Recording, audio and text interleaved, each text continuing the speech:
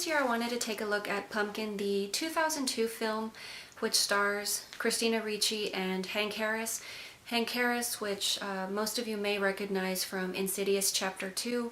Other than that, I'm really not too familiar with what he's done, and obviously Christina Ricci requires no introduction, but she is definitely very much back in her Wednesday Addams form as far as dark humor here in this film. So it's definitely a very interesting take here as far as what would consider a film based on forbidden love, but it's also a film that's considered the first genre-bending type film because we have a sorority girl, but she's not falling in love with a guy from the wrong side of the tracks as per se, you know, Pretty in Pink or some kind of Wonderful or any type of film like that. So it's definitely nothing of that like. She's obviously a sorority girl, and for some reason this year her sorority house has decided to work with the challenged athletes as a charity, which they hope will win them some sort of award or prize. The challenged athletes is basically just their, I guess, non-copyright infringing version of the Special Olympics. So obviously this is a dark romantic comedy, so they eventually do take a liking to each other, which is definitely very interesting. I mean, obviously in the beginning of the film she's kind of fearful, she doesn't really understand him, and I guess to anybody who has lived the type of life which she's depicting in this film, which is sort of the pampered girl which has always had everything handed to her, she's just very much of the mind that life is very easy and you can just run through, just very easy breezy, do whatever you want, and there's no consequences. And this is very much, I would say, it's very much a post coming of age story because obviously they're college age, so they do learn a lot, they do grow throughout the film. It's very interesting because it's very satirical, so a lot of Christina Ricci's acting towards the beginning of the film is just very hammy, very cheesy. She's very much a bobblehead, so she's kind of like the stereotypical airhead, well-to-do type girl. Her acting obviously does improve throughout the film, as well as some of the dialogue, but like I said, it's very much satirical, so she's kind of playing off this lifestyle, and like I said, her acting and dialogue does improve throughout the film. And I'm not saying it's the fact that she became a better actress throughout the film. That's nothing of the like. Everyone knows she's an excellent actress. What I think is happening is that the dialogue and acting improved as she progressed through the film because she's growing as a person throughout the film. So it's kind of meant to reflect that she's changing and growing as a person, and not much of a cookie cutter type character. So a lot of the characters throughout the film are very stereotypical, but I think it does work with the character's cookie cutter version of a perfect world. Christina Ricci plays Carolyn McDuffie, once again the sorority girl. Hank Harris plays the title character, Pumpkin Romanoff. And I think it's very interesting at the beginning of the film as well because she makes a complaint saying, doesn't he have a regular name? She doesn't feel comfortable calling him Pumpkin. Towards the end of the film, she's actually asking if she can call him by his first name, Jesse, and he says, no, Pumpkin's fine. So it's very interesting that she just kind of settled into it, and obviously that's what he's used to. But definitely I would say it's somewhat of a story of forbidden love. It's a very oddball type film, fairly obscure. Upon the film's first running, it had a lot of mixed reviews. Oddly enough, Roger Ebert gave it a 3.5-star rating, which I thought was excellent, and like I said, a lot of people kind of go split ways with the film. I honestly really like it. I think it's a great film.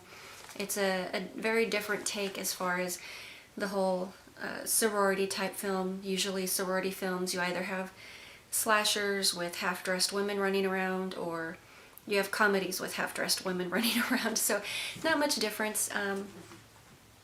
This one, obviously, in some of the friendly scenes you really don't see anything worth staring at, so that really isn't the whole premise of this film. This film has taken on somewhat of a cult status since its DVD release in 2002 and was released by United Artists. It originally did have a limited theatrical run. First week it did fairly well, gradually declined, but the film actually ran for about close to a month, so that's not too bad for a film with limited release and, like I said, with mixed reviews, so I'd say it did fairly well. There's definitely a lot of melodrama in the film. The music used in the film obviously also plays off of that. I think it has an excellent score, great soundtrack, but very melodramatic. The whole film is very soap opera type writing, type acting, so it's nothing that you would say is, you know, award-winning or Leonardo DiCaprio Titanic level, but you still have very great actors within the film, and they really work very well with the material. And as far as love stories are concerned, I think this is definitely one of the most unique films, which is why I do feel that this does qualify as one of the February films to slit your wrist to. So throughout the film, Carolyn McDuffie eventually does take on a liking for Pumpkin. She does struggle with it at first because she does realize this perhaps isn't correct or appropriate. She eventually at one point does set up a double date with herself, her boyfriend Kent, and a mutual friend, and sets her up with Pumpkin. Obviously, that whole date becomes a large disaster, and the girl demands to be driven home. Unfortunately, they forget Pumpkin on the beach, and Carolyn runs a bunch of other errands throughout the day. She honestly doesn't remember that she left Pumpkin on the beach towards the end of the day. By then, he's already starving and sunburnt, so that's obviously pretty sucky. Due to her having fraternized with Pumpkin outside of the charity type work, Carolyn is sort of exiled, so nobody will talk to her, and she's somewhat of a misfit. During this time, she takes a lot of time to reflect, and she realizes she really doesn't want to be who everyone wants her to be. She'd rather just go off and do her own thing. So, like I said, she definitely does grow as a person, as an individual, as a character throughout the film. And ultimately, she and Pumpkin do wind up together. Her boyfriend Kent is not too happy about this, and at some point or another, Pumpkin's mother makes a complaint not only to the sorority but to the school as well, which eventually gets Carolyn suspended. Actually, it doesn't suspend her, it actually gets her kicked out of the sorority and kicked out of the school because there was definitely a moment of indiscretion. So she is accused of rape because apparently Pumpkin is a special individual who cannot comprehend such an act. So obviously, to everyone's misunderstanding, Pumpkin is very much aware of what's going on, and the feelings for Carolyn and Pumpkin are very much mutual. So like I said, it's definitely a forbidden love story. Eventually the sorority does devise some plan to get Kent and Carolyn back together. Obviously, by this point, Carolyn's been kicked out of school. Kent misses her, really wants her back, so the sorority pulls some strings to have her returned to the school, not because they actually care about her, but because, once again, they want a chance to win some type of award for best sorority, or who really cares what.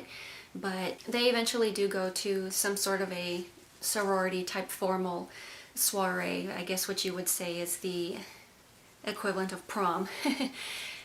So obviously, in a damsel in distress fashion, Pumpkin crashes the party with a few of his friends and actually does get into a fight with Kent.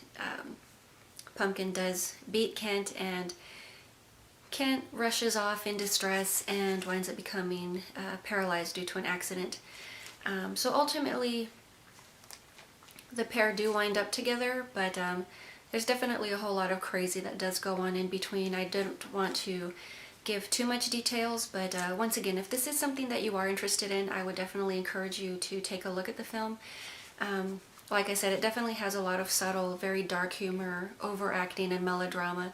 And you have to remember, this film is a satire, so it's not necessarily that they set out to make a bad film. They're actually making a social statement while mocking people who feel a certain way towards individuals. So they're sort of challenging prejudice, as well as encouraging people to think out of the box, become individuals, think for themselves. So there really is a whole message there. You just have to be willing to look into it and just give the film a chance. So like I said, definitely really enjoyed this film, and I would definitely recommend it to anyone who is willing to take a look at something outside of the box, or anyone who is generally just a fan of Christina Ricci. She's definitely a great actress, and I've never seen her actually do a bad movie. In my opinion, I think she's done very well for herself. So that is pretty much all I have for you guys today. I hope you will take a look and give this obscure film a look and see how you like it, and I will talk to you later.